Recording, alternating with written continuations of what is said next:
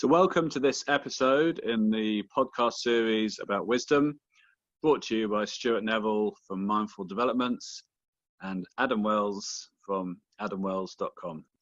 I've got another question in the reflection on wisdom and how we develop it. And this is a kind of another characteristic that we can be mindful of potentially and cultivate. What I wanted to ask is, where is my conscience? That's a question and a half. Yeah. Like, what does it feel like? What's it like? Am I in touch with it? Do I live accordingly to it? Do I? The reason that I think it's an important question is that probably most people would respect someone who has integrity, someone who acts from what they think is right, their moral principles. And yet, I think there's times when we switch on and we switch off our conscience when it's convenient, when it's not convenient. It's quite it could be a bit tokenistic at times. If we feel a bit uncomfortable about something, we can just not think about it too much, so we can just do what we were doing before. And also, even the kind of sense of what's right and wrong, that how much is that informed that we don't want to be out of kilter with what other people think. So I'm kind of thinking that conscience, self-awareness, reflection, and integrity, they're kind of bound up together. And I think that the conscience is a bit of an old-fashioned word, but I think it's an important kind of question to ask ourselves, is like, where's my conscience? What do you think? I'm sure many people would say, how do you define conscience? So I'm interpreting it as the right from wrong. I think there is something inside us that knows good from bad. Circumstances, events may force us to commit a crime or whatever. Thinking about when you hear of these scandals maybe in companies or these very senior people who are inherently good people, but they've gone up the levels and at some point something twisted and they had to just keep the show on the road. They went against their conscience or they went against something they truly believed in because they felt they had no alternative to do that. That's my initial thoughts. Yeah, no, that's really interesting. I think what a lot of people would probably say I'm not taking a view on it myself necessarily. Quite a lot of people would probably say that there's no ultimate rule book that says this is right or this is wrong. But I really like your suggestion there that there's a kind of inherent, almost like evolved sense of right and wrong that we have just within our human nature. And I really like that idea. And I suspect it's probably like an evolutionary thing that you're not going to treat someone else in a way that you wouldn't want them to treat you. That basic typical thing that and that you can imagine somewhere, well, if I was in my shoes receiving the treatment I'm giving them, I wouldn't like it, so they might give it back to me, so it doesn't feel right to do it. And I think there's a sense of that, for example. I think it can change if you think about something some more, or you reflect, or you have more information. It can change over time, but however your feeling is, if something feels right and feels genuine and authentic and valuable and moral or what have you, feels right to you, and you're doing it, then the conscience works in your favor because you feel, I'm doing something good here. But when you're doing something that doesn't feel right, it's easier to switch off from your conscience and desensitize to it, so you can do what you kind of want to do.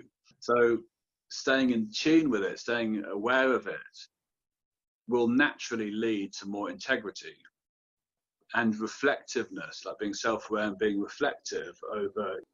Particularly, I think if you feel a dilemma, it's like, where's my moral autonomy? Is this my sense of what's right? Or am I just going with the kind of majority view on something because everybody else is seeing it a particular way?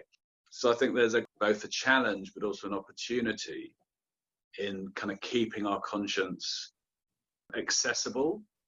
There's that sense of self-awareness. You don't get caught up into something that you can't maybe get out of. Or the snowball effect, if you know what I mean. And I'm just thinking, does this tie in with whistleblowers? They've spoken up because it's gone against their conscience, or they inherently feel something's wrong here and they're speaking up, putting their head above the parapet. And I know it's purely at an individual level. It could be going against society's norms, like conscientious objectors in the First World War and the Second World War. And yeah, something deep inside you that you feel strongly about. Yeah. And you have that awareness that this is not right. Maybe that's part of it too. Conscience is a very personal I think so. thing. And there's something, isn't there? There's something kind of inherently respectable. One would respect somebody who, even if their judgment was off, or in retrospect they thought, maybe I regret it, I was a bit idealistic or naive or what have you. Nevertheless, doing what feels right to you and having the courage to have that integrity, I think most people would either respect or they'd quite easily forgive somebody if they were misinformed, but then they were still motivated in that way.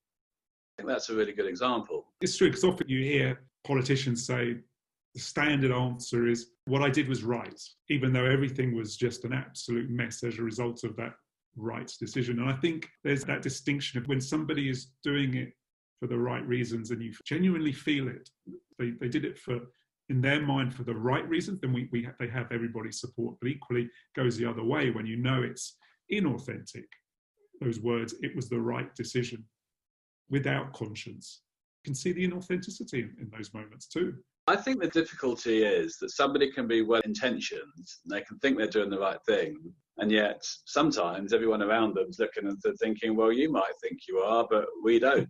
And there's certain cases in politics, prime ministers that have gone to war and everybody's saying, what on earth were you up to, vanity or what have you, or shared delusion with another world leader.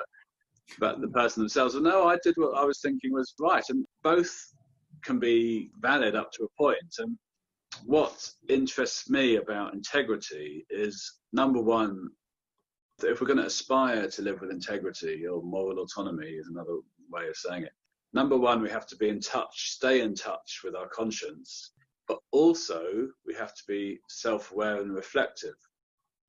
And if you're not, then you can easily trick yourself that something is the right thing to do, when actually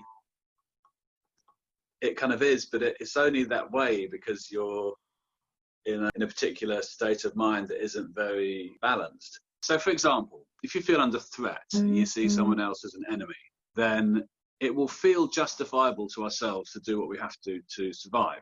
So if we have to fight our corner, we have to try and knock that person off their pedestal, it will feel right because you feel under attack from that person, or you feel a threat from that person. They're the enemy, and there's different morality applies.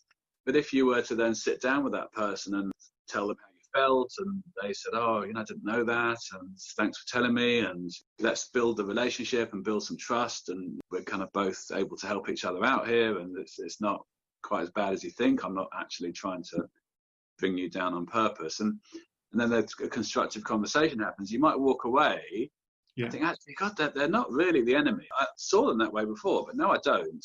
And suddenly, what would have felt right before, like fighting for your survival, would now feel wrong because they're no longer the enemy. And you think, oh, God, if I was to stab them in the back or betray them, whatever, that would feel wrong, whereas before it wouldn't have felt wrong in the same way.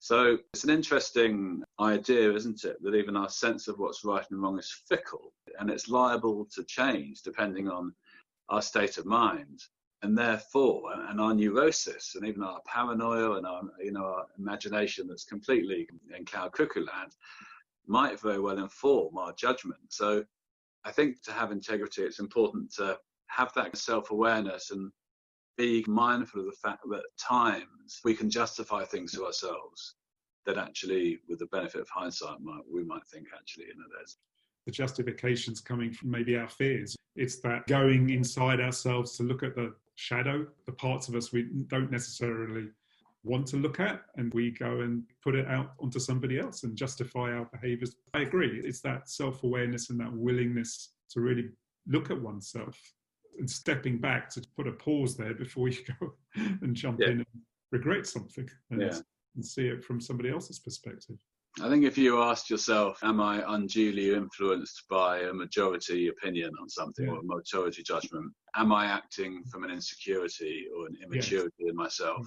Is my paranoia, for example, colouring my justification? And if you can recognize those dynamics in your own mind or your own experience, what have you, and you can recognize and then settle down beneath those parts of yourself, those mental dynamics, and just settle down into a more peaceful and relaxed and confident, and maybe with some humility, some question of how do I feel? How does it feel? Where's my conscience at now? We might find that our conscience is like a message, an emotional message from deeper within our human nature that kind of indicates the judgment that our whole body and mind system is making about something and doing.